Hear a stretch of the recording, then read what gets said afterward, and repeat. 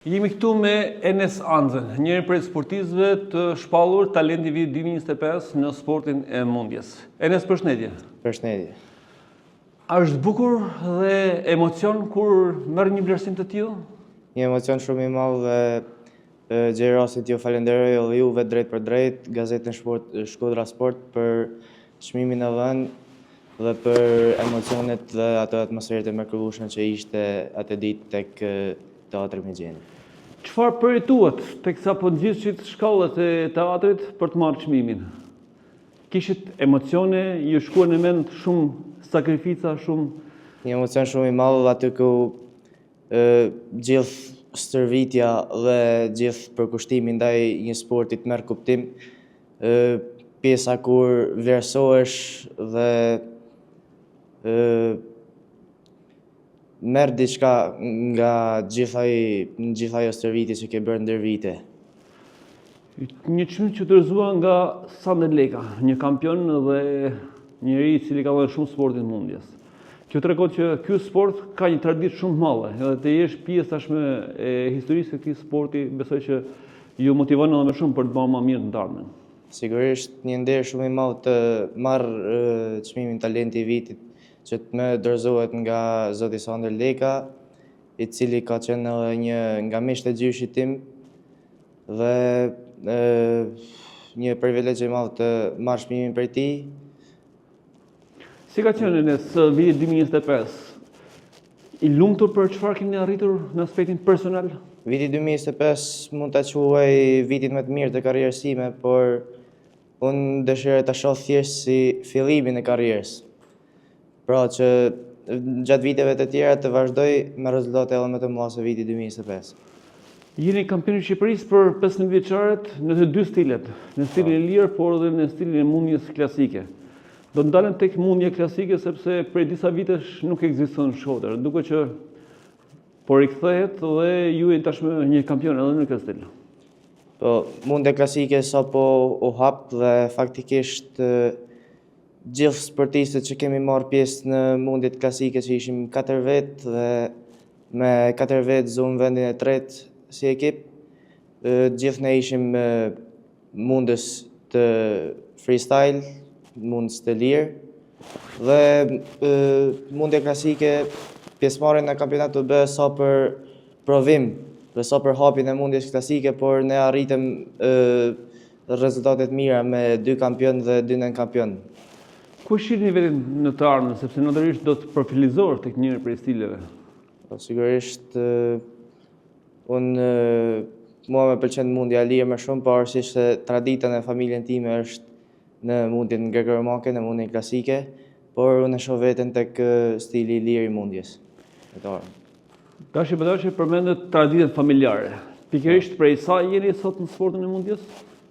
Rreth 5 vite, por me shumë shkputje dhe 2 vitet e fundit janë ato vite që unë kam ushtruar intensivisht sportin e mundjes.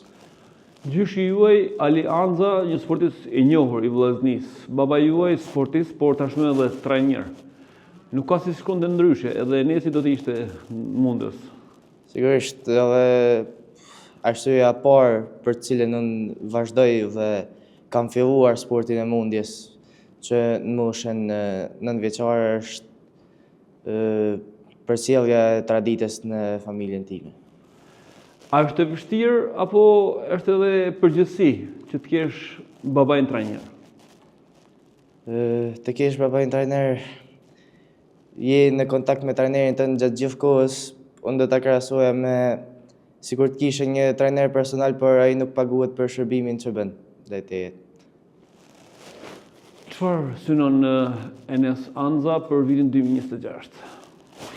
2026 pritet të jetë një vit edhe më i suksesshëm se 2025-a. Shpresoj të kem pjesëmarrje me kategorinë e të rritërve, 20 vjeçarëve. U17 do të jetë vëmendja kryesore, 17 vjeçarët, dhe shpresojmë që të kualifikohemi për Europian dhe Ballkanikun e U17-s. Enes, a është e vështirë sot të merresh me sport? Një djalë i ri i cili ndoshta ka dhe ambicie dhe pasione të tjera, por harxhon kohën tek sporti. Në rastin tim me sportin e mundjes është diçka shumë e vështirë për shkak të kushteve të cilat mundja shkodrane është përballur ndër vite.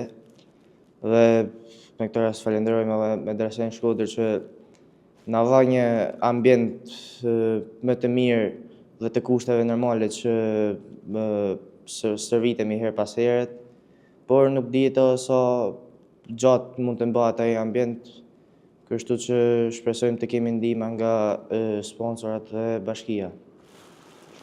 Çfarë pasionesh të tjera ka Enes Andra përveç sportit? 2025 ishte një vit ku një përkushtim i madh shkoi ndaj sportit të mundjes, por mund të them se më pëlqen natyra dhe një pasion i ashëm mund të jetë kampingu. Enes Andra ka kaluar momente të vështira gjatë karrierës deri tanishme? Sporti i mundjes është një sport që ka shumë dëmtime. Unë personalisht kam përjetuar shumë humbje, por përsëri nuk jam dorëzuar dhe kam vazhduar për hir të traditës familjare të konkurroj dhe të nxjerr medalje në këtë sport. E ke menduar ndonjëherë që të tërhiqesh? Kam menduar, por kishte diçka që nuk mund ta lije këtë sport, domethënë. Po momentet lumtura, keni patur dhe ndoshta cili është momenti më i lumtur deri tani? Momenti më i lumtur është kur si sfama më parë ngjita në shkallët e teatrit Mexheni dhe mora çmimin talenti i vitit, ndërsa si konkurrim marrja e çmimit të tretë me 20 vjeçarët është për mua diçka, një arritje më e madhe se vendi i parë në 15 vjeçarët. Kush gëzohet më shumë në familjen Andra kur Enesi fiton një ndeshje apo ka një sukses? Sigurisht babi duke qenë trajner, është edhe kritikues, gëzohet, hillërohet kur është rasti për të hillëruar dhe babi do të them. Ju vjen mirë që po ndisni një pasion tuaj në një sport që ka qenë shumë i suksesshëm në Shkodër në vite, në histori.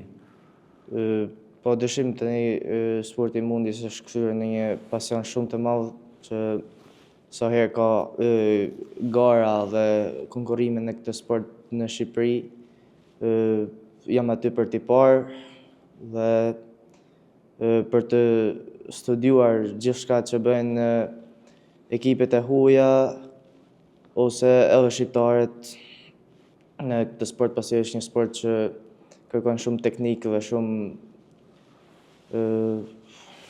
shumë vëmendje. Jeni treti pjesëtar i familjes Andra që përfaqësoni vllaznin. Çfarë është tashmë ky emër për Enes Andrën? Ky emër është një gjë shumë e rëndësishme që unë duhet ta mbaj deri në fund të karrierës time. Pavarësisht kushteve do mundohem të luftoj fort për të mbajtur dhe për të quar më lart këtë emër. Dhe shpresojmë që ta fillojmë duke arritur rezultatet e gjyshit tim, kampion me të rriturit dhe pastaj edhe konkurrime që fatkeqësisht ai nuk ka mundur t'i përjetonte, konkurrimet jashtë shtetit ndërkombëtare.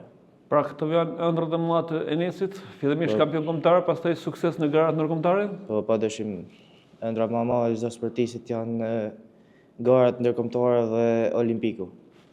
Enes, të falenderoj për çmimin e marrë, Talenti i Vitit 2025 dhe shpresojmë që të mos jeti i vetmi. Të keni edhe shumë të tjerë në vazhdim sepse karriera juaj sapo ka nisur dhe keni mundësitë dhe aftësitë për të patur shumë suksese. Shumë faleminderit, ishte kënaqësi.